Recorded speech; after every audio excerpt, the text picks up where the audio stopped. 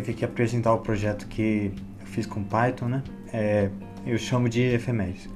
Aí basicamente é só um programinha que implementa um assistente virtual, aí tem áudio, aí tem mapa, aí tem calendário, para simular um sistema operacional, mas é bem basicão. Mas então, ele usa Python, usa Pygame para renderizar, que eu achei que seria melhor para renderizar os sprites, que ele usa os próprios sprites customizados. Então eu vou pôr ele para rodar aqui. Aí ele pode dar para rodar ele sem usar IA, né? Mas sem usar que tem a IA embutida, que eu usei o Llama para poder renderizar. Como é que foi renderizar? Não? Rodar IA localmente, né? Sem API nem nada. Então aqui você tem um menu, você pode mandar uma mensagem para ele.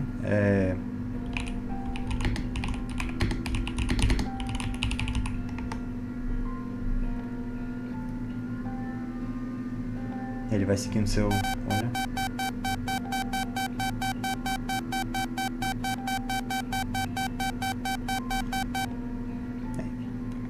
Então, aí ele mostra o dia da semana, tem todo o menu. Tá em inglês, mas algo deu errado. Esse NA eu tenho que ver depois o que foi. Mas aqui tem o mapa, dá pra você dar zoom, voltar.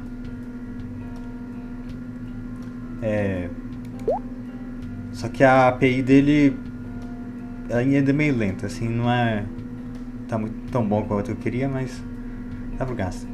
Aí já tem a localização, não sei o que. E a localização essa daqui eu só pus por exemplo. Mas então, aqui ele mostra a informação do sistema, porque o negócio que eu vi que tipo o RAM, disco, internet dá pra você medir de boa, mas o CPU, tipo, você tem um sistema, não dá no outro. Aí tipo no Windows é meio complicado, alguns tem como, mas saco, né? Mas quando você, o que ele tá fazendo agora, tipo, ele tá pegando a porcentagem da utilização do CPU e tipo medindo a temperatura. Então não é 100% essa temperatura, provavelmente não é, porque esse CPU tende a ficar bem mais quente. Aí tem toda a informação, a RAM, o disco, a memória, quanto foi utilizado. Aí aqui ele tem algo para tocar as músicas, né? E se a música foi só gerada por IA, ele consegue carregar a imagem no MP3, né? Ele consegue decodificar ela. E aí tem aqui de aumentar o volume e mudar a ordem para ser aleatória ou seja. Aqui tem o clima, o calendário, né?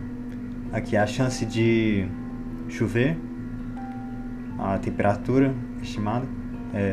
Não, mas ele importa de uma API, então acho que é mais ou menos isso.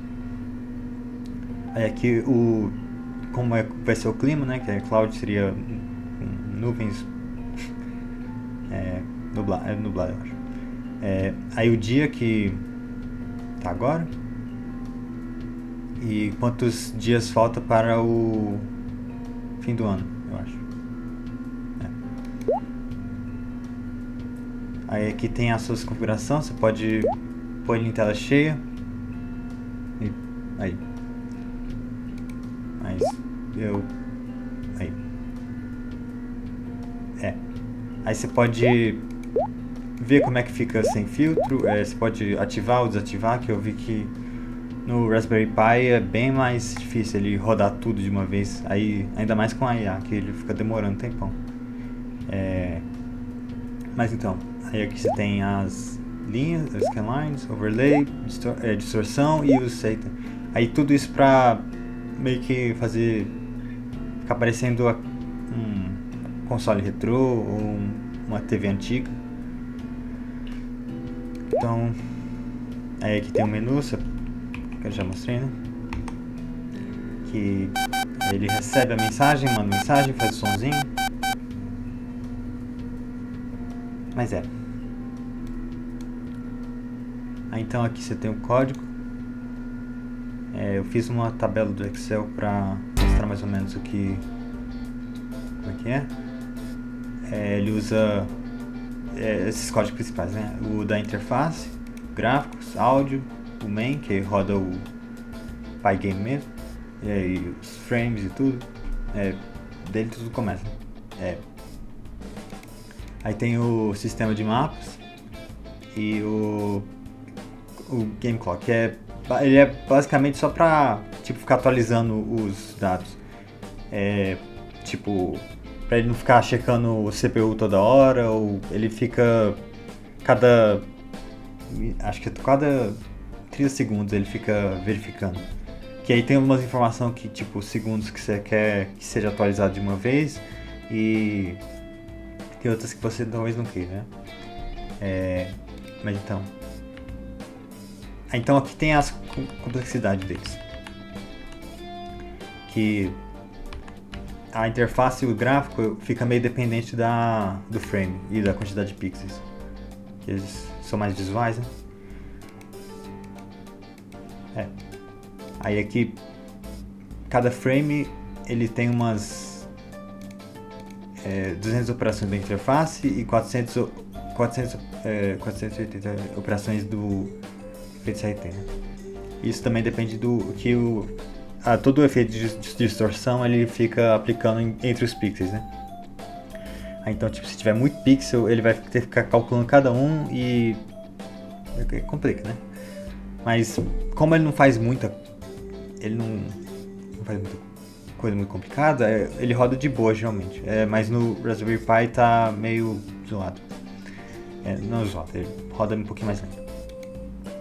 Então em 60 FPS ele roda 28 milhões de operações por segundo. Aí aqui as bibliotecas que eu usei é o Pygame, né, que é a principal, né, para usar os gráficos e o áudio. PSUtil para monitorar o sistema, pelo próprio processamento da imagem, para poder extrair os metadados dela, pôr a imagem, pôr o nome do álbum, o nome da música. Aí tem Mutagen, que é os metadados da música. Os dois são para música, né? NumPy, que seria os efeitos matemáticos, da própria distorção, que tem a ver com cena, essas coisas. Requests para o download dos mapas, e a Olama, que dá para rodar a IA localmente, né? Aqui os elementos visuais, memória, né? Os sprites ficam uns 500 KB e o cache de mapa guarda uns 13 MB. Aí no total fica uns 17. Aqui tem o OpenStreetMap, os APIs, né? A gente usa OpenStreetMap para os mapas e para geolocalização por IP. E aqui é o Olama, a gente usa o modelo Yalocan. Aí de tudo isso ele usa essa fonte Jersey 10, aqui as músicas que eu tinha posto. Ele tem os sons que eu tinha criado no Audacity. Aí aqui o overlay e os...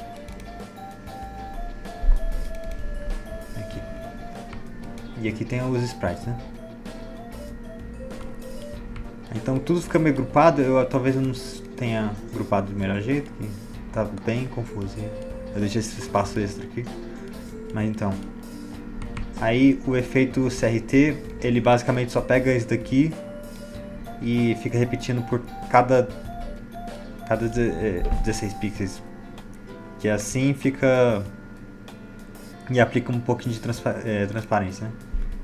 Aí ele fica parecido. Deixa eu rodar de novo pra mostrar que você vê que esses efeitos assim, eles são o próprio efeitos RT. Então aqui tem as configurações, os variáveis. Esses daqui são... esses daqui você controla, né? Você aumenta o zoom do mapa ou você aumenta o volume. Aqui tem o index, né? Aí tipo, se você começar ele salva onde você parou, né? Então tipo, se eu rodar até sem ar aqui,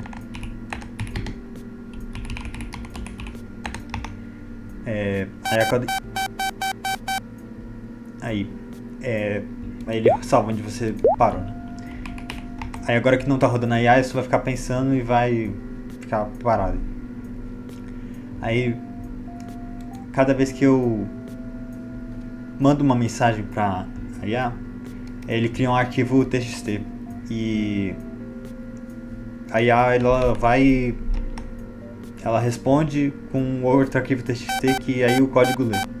Que eu achei que seria mais dinâmico desse jeito, que aí você pode tipo trocar o modelo sem problemas, assim, sem muito problema. Então vamos ver.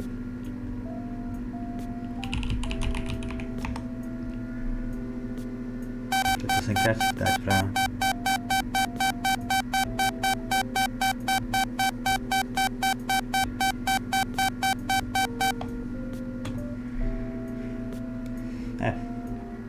Então é basicamente isso. O sistema em si ele é meio baseado no Pip-Boy do Fallout, que no jogo você pode abrir o mapa, você pode ver, você pode interagir com o inventário e tudo isso. Aí eu pensei que e a estética retrô assim, eu achei que seria interessante ver de um jeito dinâmico assim. E eu achei que foi bom para aprender mais com Python e ainda mais com a API que integrou esse negócio do mapa e tudo. Então é isso. Então aqui tem o Raspberry Pi. Você vê que ele tem um cooler em cima dele, que é a versão de 5 GB, 5 GB de RAM, com um cartão SD de 48 GB, mas isso é importante. Aqui tem a tela, ela tem 3.5 polegadas. E eu tive que rodar esse sistema no Raspberry Pi OS porque tentar rodar aquele com o Ubuntu sempre deu errado. Tipo, a tela ficava branca e não dava pra usar, sabe? Então aqui aí conectando o teclado, que é Bluetooth, e eu pus o USB do lado errado, agora que eu já corrigi. Mas então tem o cabo pra ele ligar, né? Aí você vê ele ligando, até que tá ligando agora mais rápido.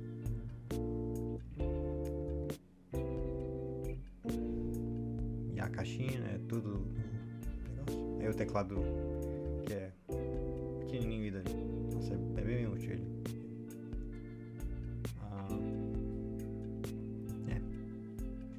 Aí ele já tá dando boot, já tá mostrando aí. Deve carregar.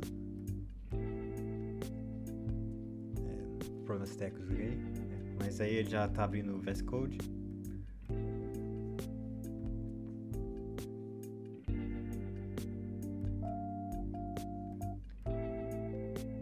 Aí tem que abrir o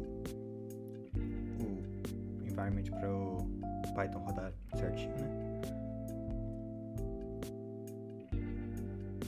Já tá iniciando e aí já começa, né? Só que o que eu vi que tipo já que ele tem uma resolução menor, a boca dele fica meio estranha. Eu não sei se é a boca que tá muito pra cima ou é o olho que tá muito pra baixo, mas aí você vê que no próprio PC tipo, era bem mais rápido todo esse processamento da IA. Aí nesse eu aumentei a velocidade, mas demorou quase um minuto pra ele conseguir rodar, né? A mensagem bem básica. E aí finalmente ele rodou. É e é isso que eu